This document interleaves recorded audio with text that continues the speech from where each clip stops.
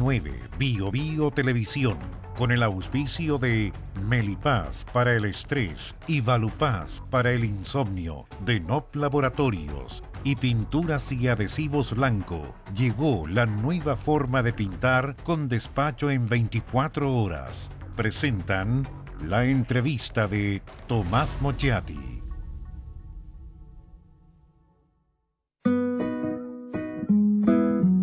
Ella le pone magia al color, nos hace muy felices, compartimos nuestro amor. Ponle magia tú también, deja la imaginación volar, que todo luzca hermoso como siempre está tu hogar. Mi mundo es mejor con Lanco.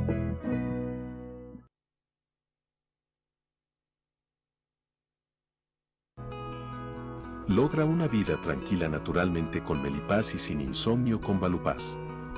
Melipaz tranquilizante que calma la ansiedad, controla el estrés y alivia el colon irritable. Valupaz, medicamento natural para el insomnio. Induce tu sueño y buen dormir de forma natural. No provocan dependencia. Para adultos y mayores de 12 años. Venta en todas las farmacias del país y en farmacias independientes. Comenzamos haciendo una confesión. Este es el mejor libro, al menos que yo he leído, sobre todo el proceso constitucional que fracasó, lejos. Y tiene un mérito este libro, varios méritos, pero uno de ellos es que nos puede servir de guía para lo que viene, de los errores que no hay que cometer. Es un libro académico, pero también ciudadano. El vuelco constituyente de Mario Fernández. Ustedes lo conocen, este es el libro.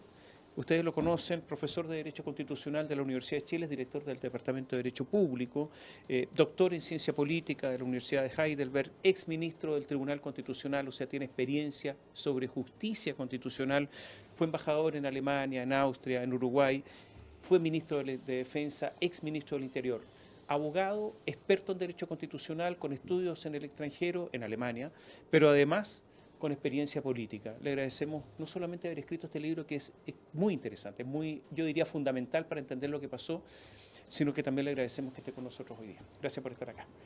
Muchas gracias, Tomás. Muchas gracias, desde luego, por la presentación. Porque es así, es un libro que entra al fondo, no es un libro de anécdotas, entra al fondo del tema. Vuelco constitucional, vuelco constituyente, un libro académico y ciudadano. Pero hay una confesión. Este libro parte diciendo: no participé en la convención constitucional ni fui invitado a sus comisiones y debates. ¿Pero y por qué? Un exministro del Tribunal Constitucional forma parte, no sé hace cuántos años, del Departamento de Derecho Público de la Universidad de Chile, donde se tratan los temas constitucionales. ¿Qué pasó? Bueno, no sé, podría que preguntarlo a... Pero ningún intento por escuchar. No, hubo en verdad no un intento, sino se produjo algo que, bueno, puede contarse ahora. La Universidad de Chile, como tal, no solamente la Facultad de Derecho, la Universidad de Chile estableció una plataforma de debate sobre el proceso constituyente. Se llama UChile Constituyente, se llama la plataforma.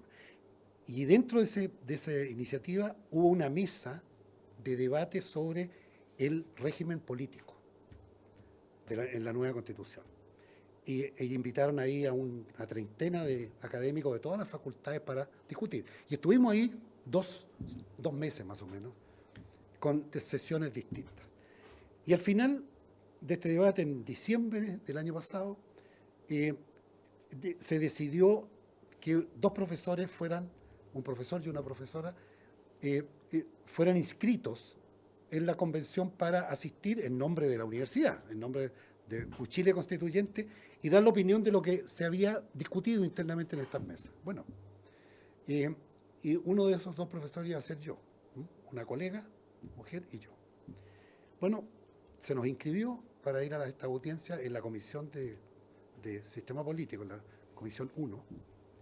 Pasaban los días y, bueno, yo quise enterarme cuándo iba a ser esta invitación. Bueno, y se me informó que, habiendo tantas postulantes para asistir a la comisión, hubo un sorteo y mi nombre no fue sorteado. Entonces también tuve mala suerte, parece. Ahora no supe nunca cuál era el tipo de sorteo, pero no fue sorteo. Yo no sé si este es un tema, perdón, pero no sé si este es un tema de sorteo. ¿Ah? No sé, O sea, yo tampoco porque- sé, pero, no sé, pero, pero cómo hacer un sorteo esto. Pero, pero esto fue a principios de diciembre del año pasado. ¿desde cuándo que viene la discusión constitucional en Chile? En el libro se dice desde 1980 con el discurso. Yo tengo otra impresión. ¿Ah? Yo creo que la Constitución del 25 también estaba en cuestión. O sea, Sí, que viene hace ya es cierto, demasiados años. cierto.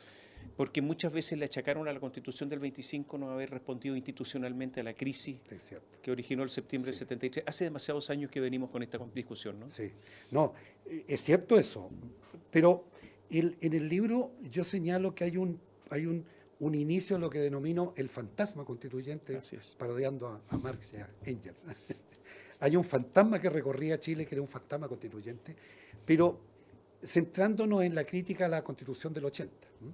Y que se inicia en el momento mismo en que se sometió a plebiscito esa Constitución a mediados del año 80 y con el famoso discurso de Eduardo Frei Montalva en el Caupolicán, en agosto del año 80. Donde Frei dijo que si no había legitimidad, en el fondo, iba a seguir la discusión constitucional. Eso, exactamente. Fue una especie de visión, digamos, del futuro de lo que ocurrió realmente.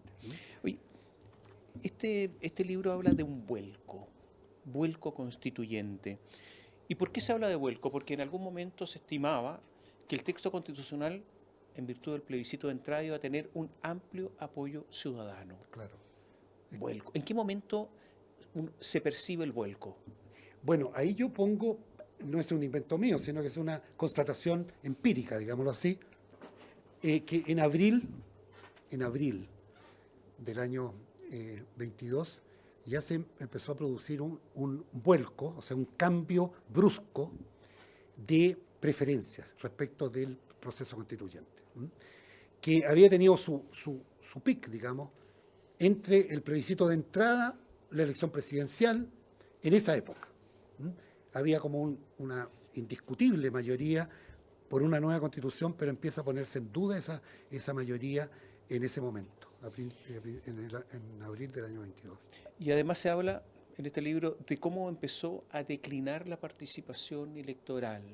O sea, y hay una comparación, en 7 meses la participación electoral bajó del 50,95% al 41,5% en relación con el electorado que se pronunció en el plebiscito de entrada. Ya la gente empezó a perder interés. Claro, y perdió interés incluso, o sea, perdió interés entre el plebiscito de entrada y la elección de los constituyentes. Exactamente. ¿Ah? Que obviamente que podría pensarse que debió haber ocurrido al revés. O sea, se aprueba un proceso y cuando se trata de elegir a quienes van a participar en eso, bueno, debería haber aumentado entonces el caudal, pero no, disminuyó. Y después, claro, se señala que el voto obligatorio tuvo mucho que ver con la mayor participación después, pero estamos hablando ahí de la participación, no de la preferencia que se produjo el 4 de septiembre pasado. Y además habla del archipiélago de grupos que había al interior que originó una confusión gigantesca. La lista del pueblo después se transformó en constituyentes del pueblo, los bloques. Hubo 70 listas para la candidatura a la convención, 70. 1.100 y tantos candidatos, Claro. 70 listas. Pero además cuando se conformaron los bloques al interior de la convención, la verdad es que hay que ser un experto, pero ya con microscopio para entender todo lo que se armaba ahí. El bloque oficialista lo dice aquí, el bloque popular, el colectivo de la prueba, el colectivo socialista, la coordinadora plurinacional, Chile Libre, Independientes, RN, Bópoli, Pueblo Constituyente, Unidos por Chile, un Chile Unidos por Chile y otro, un Chile Unido. Y todo esto además tenían subgrupos al interior, no se entendía nada. Bueno, tanto es así, creo yo, que ya la enorme mayoría de la población perdió interés también en términos de la denominación de los grupos dentro de la convención. Prevaleció la idea concreta de lo que estaba pasando, de que era una enorme cantidad además de grupos cambiantes. Y además que estaban los clivajes de siempre, ¿no es cierto? Claro. O sea, además de eso.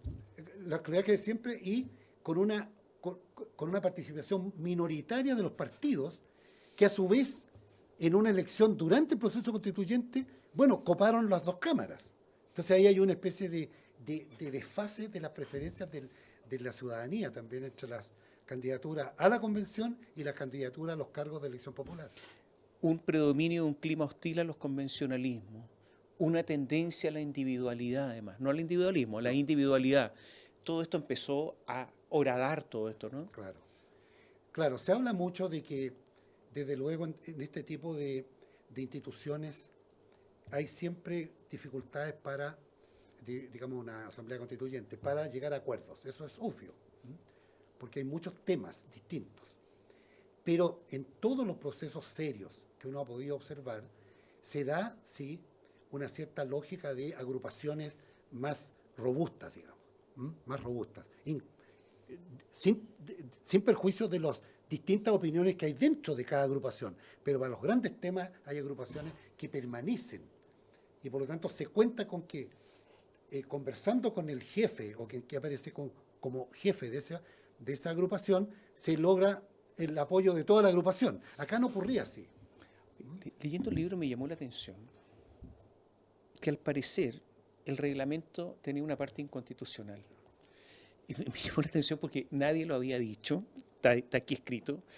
¿Por qué? Porque la modificación constitucional que dio origen a todo el proceso establecía que la Convención no podrá intervenir ni ejercer ninguna otra función o atribución de otros órganos o autoridades establecidas en esta Constitución, en las leyes, y el reglamento de la Convención estableció una asamblea representativa paritaria plurinacional de carácter autónomo convocada por el pueblo de Chile para ejercer el poder constituyente original. Claro, ahí está. ¿Hay inconstitucionalidad acá? Claro, hay inconstitucionalidad. ¿Por qué? Porque desde luego hay algo evidente, que la Convención fue establecida por los órganos colegisladores, o sea, por el gobierno y el Parlamento. O sea, si hay un ente anterior a su establecimiento, ahí está el ente que originó el proceso. Entonces, por lo tanto, es asumir arrogarse una potestad que no se tiene. Ahora, esto parece ser que se está tratando de corregir a priori con lo que se inició ayer. Digamos, con el proyecto constitucional que se ingresó ahora. Ahora, claro, porque el reglamento, se señala ahí, va a ser elaborado por el Congreso, por el Senado. Entonces, ahora, y hago un paréntesis sobre el libro, ¿el proceso que se inicia es un proceso nuevo o la continuación de este proceso? A ver, técnicamente es, jurídicamente, es un proceso nuevo.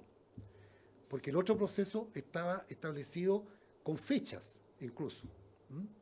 Y había un plebiscito para entrar y un plebiscito para salir, tanto así que así se denominaron, no jurídicamente, pero todos hablan de plebiscito de entrada y de salida. Bueno, si es de salida, es que se termina algo. Yo también creo en eso. Bueno, entonces, por lo tanto, se acabó ese proceso.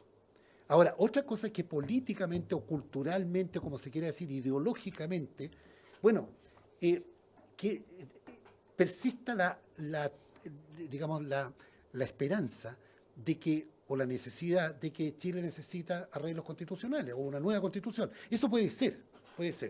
Y en base a eso se entiende que se inició este otro proceso. Oye, ¿por qué no se habla de partidos políticos? Eso de lo más insólito que he leído yo en este tipo de materia, porque yo no sé por qué no se habla, pero claramente está ahí muy, muy expresamente señalado que hay una aversión a la expresión partido político. Entonces, cuando la propuesta constitucional no menciona la expresión partido político, salvo en términos negativos, o sea, aparece en la propuesta solamente cuando se dice que un juez no puede ser militante de un partido, que un militar o un policía no puede ser militante de un partido. Ahí dice partidos políticos, pero cuando se habla en términos positivos de lo que deben ser los partidos políticos, se recurre a otro tipo de expresiones como organizaciones políticas, por ejemplo. Oye, me llama la atención algunas cosas que yo por lo menos no estaban dentro de mis conocimientos, pero puede ser ignorancia mía. Enlaces transversales, mecanismo de transversalización, yo no lo había leído nunca, a lo mejor es ignorancia mía o son cosas nuevas. Vamos a hacer un pequeño alto, yo voy a dejar pendiente esto, ¿qué significa enlaces transversales dentro del derecho constitucional? ¿Y qué pasó con la Comisión de Armonización? Porque se nota que aquí había distintos problemas en el texto, pero ¿por qué la Comisión de Armonización no hizo o no podía hacer su trabajo? Volvemos en un instante.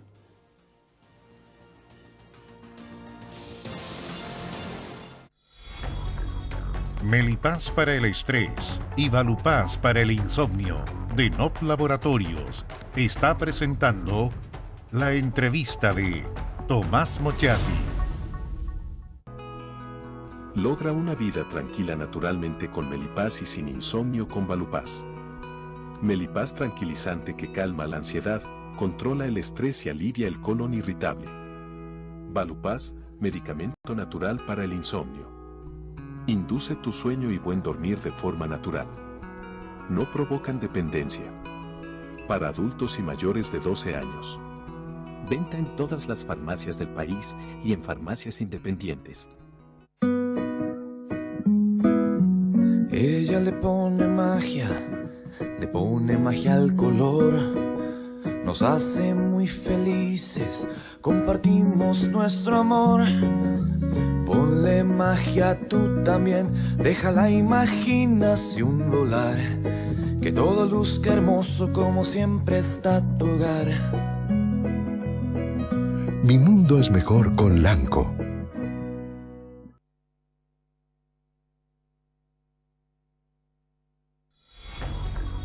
Melipaz para el estrés y Valupaz para el insomnio de NOP Laboratorios está presentando la entrevista de Tomás Mochati. Conversamos con Mario Fernández y su libro El Vuelco Constituyente y quedaron preguntas planteadas antes de ir a la pausa. Por ejemplo, ¿por qué la Comisión de Armonización no pudo armonizar? Porque evidentemente que hubo problemas en el texto final. ¿Qué pasó? Bueno, porque obviamente sin entrar en los detalles uno podría haber esperado de que se estableciese una comisión para revisar el texto entero, no solo en términos gramaticales solamente y de estilo, sino desde el punto de vista jurídico. No hay que olvidar que la Constitución es una norma jurídica, como cualquier otra norma jurídica, que necesita precisión en los términos.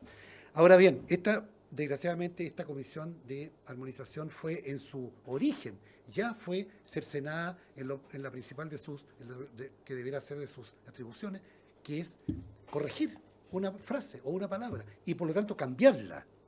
Entonces no podía hacer ninguna modificación la comisión de armonización. Entonces, ¿para Lo qué? que sí podía hacer era un informe que sugiriera determinadas cosas, pero no tenía potestad alguna. Entonces, por lo tanto, nació, cercenada en prácticamente lo fundamental de su cometido. Y es una de las causas, obviamente, del vuelco constituyente cuando las personas empezaron a observar que había problemas de incoherencia en el texto. Hay incoherencias incluso manifiestas. Yo doy cuenta ahí en mi libro que hay una incoherencia, por ejemplo, respecto de el artículo relativo a la soberanía. Dice, la soberanía reside en el pueblo de Chile, Y 2 artículos después se señala que en Chile hay varios pueblos y naciones. Entonces, bueno, ¿en qué quedamos? Hay un pueblo porque si la soberanía reside en el pueblo, él es singular, que es lo contrario de varios pueblos, que es plural. O sea, están manifiestos y eso está en la misma página de la propuesta. Claro, artículo 2 y artículo 5. Yo lo pregunté a colegas, ¿no es cierto?, que habían no necesariamente sido parte de la convención, pero estaban más familiarizados con la armonización o la corrección de estilo. Yo les dije, bueno, pero ¿cómo se les pasó esto? Entonces ellos señalaron que no, obviamente que no se pasó esto porque es evidente, pero estaba sujeto a interpretaciones posteriores. ¿Cómo interpretación? Bueno, que después se interpretara, o que una ley estableciera eso, que se entiende que en el artículo primero la expresión el pueblo es distinto al artículo 4 cuando dice hay varios pueblos. O sea, ellos reconocían que había... Sí, claro. Que había imprecisión. Claro, exactamente. Oye, hay en la página 101, sobre el segundo requisito del factor conceptual, o sea, la calidad jurídica del texto, la apreciación es más crítica y en cierto modo lapidaria. Lapidaria, sí. Lapidaria, es brutal, en el sentido, dice. la lápida es ponerle, es cuando se cierra un sepulcro, ¿no es cierto? Cuando el ataúd está dentro ya, cuando hay muerte. Con lo cual estoy diciendo, bueno, es que allí se acabó la propuesta. Porque de suyo, un texto jurídico debe ser preciso. Ahora, la precisión exacta no ocurre nunca. Pero para eso están los órganos llamados a dirimir el sentido que tiene una frase o una palabra. Están los tribunales de justicia, para esto está el Tribunal Constitucional, y además, como bien recordamos, Tomás, del artículo en el Código Civil, ¿ah? Hay cuatro, por lo menos entre el artículo 14 y 19. Perdón, del 19 al 24, sí, del 19 al 24 del Código Civil están las normas de interpretación. Y por lo tanto, entonces, hay una guía para el efecto de cuando dos conceptos no cuadran o hay que interpretar qué significa. Bueno, hay normas que los tribunales deben seguir para interpretar. Bueno, entonces, por lo tanto, una norma jurídica tan importante como la Constitución, si está llena de imprecisiones, bueno, simplemente no cumple con el requisito de toda norma jurídica. Hay un artículo de un reglamento, título 4 del reglamento que estableció, de uno de los reglamentos que estableció, el artículo, hay un reglamento que en el artículo 90 estableció lo que llamábamos la transversalización. Dice mecanismo de transversalización, porque una de las explicaciones que se da en el libro es que había un ir y venir de normas y por lo tanto creaba una confusión enorme en medio de un procedimiento enormemente engorroso. Y dice, a efectos de transversalizar los enfoques de derechos humanos, género, inclusión, plurinacionalidad, socioecológico y descentralización en el proceso de la discusión constituyente, cada comisión temática deberá definir dos convencionales, entre los cuales al menos una debe ser mujer, que rotarán cada 2 meses para cumplir el rol de enlaces transversales. Los enlaces transversales se reunirán al menos una vez al mes para dar cuenta de los debates de cada comisión con el único objeto de identificar posibles duplicaciones, divergencias, ausencia en relación de los enfoques definidos. ¿Es posible cumplir esto? No es difícil cumplirlo porque no se sabe de qué se trata. Es difícil entenderlo. Ahora, haciendo un ejercicio supremo de entenderlo, bueno, la expresión dice transversalización es que es impedir de que en los acuerdos que se fueran tomando en la convención no se respetasen una serie de contenidos que tendría esa transversalización, entre los cuales están temas de género, culturales, etc. Bueno, pero esto lleva consigo otro problema que tuvo la convención, esto de funcionar en distintas comisiones que tenían que ser coherentes entre sí. Ahora, este esfuerzo de transversalización es justamente para eso, en ese terreno, digamos, de lo que son asuntos transversales. Pero en general, estaba tan segmentada el trabajo de la convención en 7 temas que era inevitable que al final, cuando se juntaran los acuerdos de todos los temas, se iban a producir problemas entre ellos.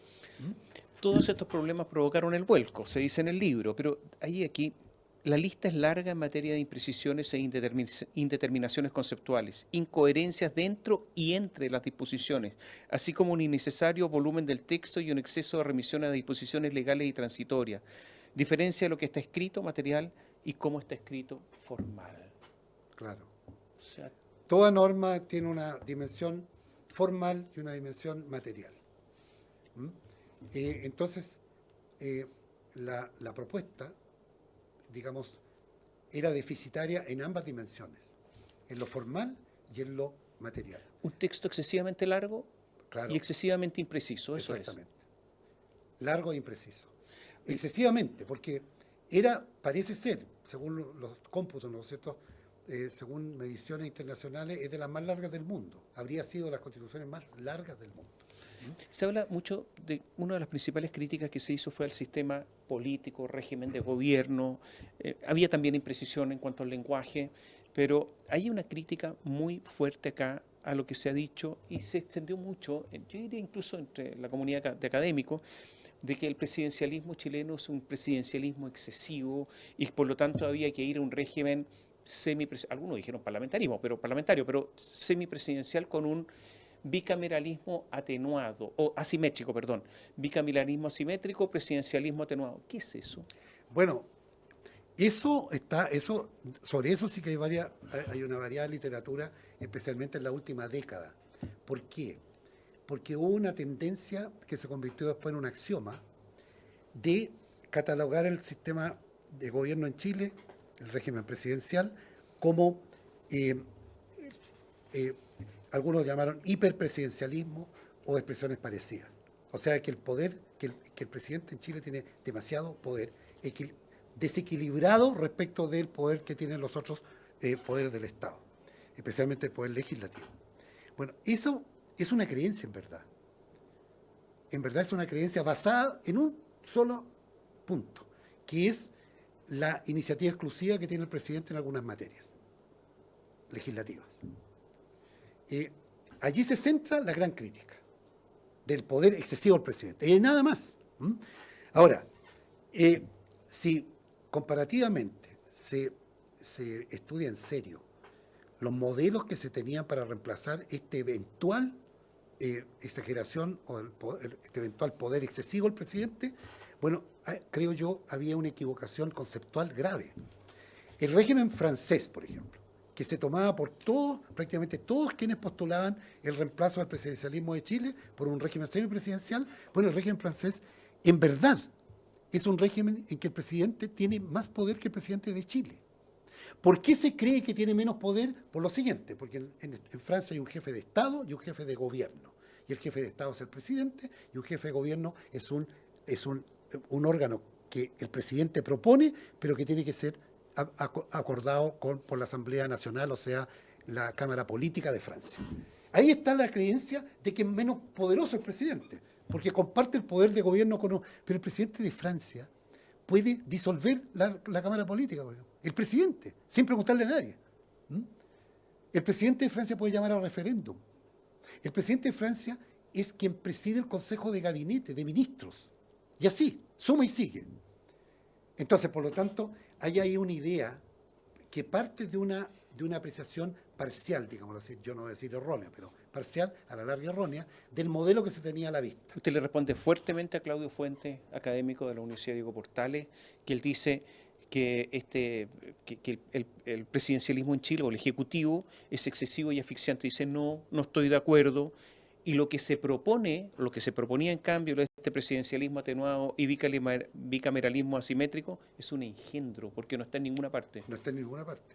Porque si se hubiese establecido el régimen francés, por ejemplo, tal como está, bueno, muy bien, ahí hay un ejemplo, pueden haber otras críticas de otro tipo, pero por lo menos se tiene algo a la vista que está funcionando en alguna parte. Pero esta mezcla de el denominado presidencialismo atenuado, o sea, un presidente con menos poder, entre comillas, especialmente el legislativo, y un parlamento en que una cámara está muy por sobre la otra en su poder político, bueno, eso no existe nomás. Alguien me dijo por ahí una vez, no, pero, por ejemplo, el sistema alemán, donde está el Bundestag, que es la Cámara Política, y el Bundesrat, que es la Cámara de las Regiones. Ahí está este bicameralismo asimétrico. Yo le dije, no es así. No es así. Porque el Bundesrat, o sea, la Cámara de los Estados, en primer lugar, es la Cámara representativa de un sistema federal. Federal. Ahí hay un enorme poder. Y en segundo lugar, en el régimen alemán no puede iniciarse una discusión legislativa sin el acuerdo del Bundesrat, o sea, de la Cámara de las Regiones. Mario, ¿qué vota usted? ¿Aprueba, rechazo? No, yo anulé mi voto. ¿Y por qué no votó en contra? ¿Con todas estas críticas tan aceradas? Por lo siguiente, por una razón jurídica también, jurídica política. Es lo siguiente, que si hay voto voluntario, un ciudadano que no esté de acuerdo con ninguna opción que le ponen ahí, candidaturas u opciones, puede quedarse en su casa nomás. Dice, yo no estoy de acuerdo con ninguna de las dos, no voto nomás. Pero acá no existía esa posibilidad. Los ciudadanos estábamos obligados a concurrir a votar. Y a mi juicio era una opción, no válida. Porque yo he luchado 4 décadas y por escrito contra la Constitución del año 80 y no estaba de acuerdo con la propuesta. Entonces anulé mi voto. ¿Cómo se explica que su antigua jefe, Michelle Bachelet, haya presentado un proyecto constitucional completo en el que usted trabajó? Así es. Y después haya estado con un proyecto totalmente distinto como es el que se propuso y fue derrotado. Bueno, pero bueno, la opción de cada uno, incluyendo a mi jefa, querida, Michelle Bachelet, bueno. Pero cada ¿cómo, uno- pero ¿cómo pero explica yo eso? no lo explico, yo no, más bien hay que explicar lo mío, porque yo soy la excepción. Hay pocas personas que anularon públicamente su voto, que dijeron, además mi voto yo lo anulé como dice la ley, poniendo dos opciones, porque la ley define que es un voto nulo, cuando se marcan dos preferencias. Marqué las dos preferencias, pero además escribí nulo, ¿ah? Para que no hubiese duda. ¿Tiene confianza en lo que viene? Yo, como diría mi jefa, Michelle Bachelet, paso en eso. Yo confianza debería tener, tengo más bien una moderada esperanza más bien. Esperanza, pero confianza es mucho. ¿Ah? Yo leí, aquí las tengo, leí las dos iniciativas, porque son dos mociones en verdad las que se hicieron llegar ayer, parecidas, pero, o sea, iguales prácticamente, pero son dos. ¿Ah? Las leí con alguna, han pasado pocas horas, pero lo leí con alguna detención, y además también las bases, las he leído con detenimiento, y ahí ya yo advierto que hay algún gérmenes de problemas, y por lo tanto yo creo que a lo mejor este procedimiento, este itinerario, tampoco es tan fácil como se ve. ¿Usted cree que se puede empantanar? Puede empantanarse. Puede empantanarse porque, a ver, un solo ejemplo, un aviso nomás. Las bases son 12, a las cuales debe regirse este itinerario. Tanto es así que va a haber un órgano para recibir reclamos, digamos, de que algunos acuerdos estén fuera de las bases, ya. Pero las bases son una lista, y es una lista excluyente en el fondo. O sea, exhaustiva. O sea, lo que no está en las bases no debe considerarse bases. Pero le pongo un ejemplo nomás de algo que no está en las bases y que a mi juicio es base. Tribunal Constitucional. Lo dijimos nosotros. O como se llame, Corte Constitucional, no está. ¿Ah? Están enumerados los órganos autónomos, que son 4, y ahí no está la Judicatura Constitucional. Entonces, ¿qué debe entenderse? De que los diferendos o los conflictos de tipo constitucional van a ser resueltos por la jurisdicción ordinaria. Y en eso yo no estoy de acuerdo, por ejemplo. Gracias por estar con nosotros. Muchas gracias a ustedes por la invitación. Y a ustedes, muchas gracias. El vuelco constituyente de Mario Fernández, yo diría el libro más importante para entender lo que ocurrió con el proyecto constitucional fracasado. Gracias por estar con nosotros.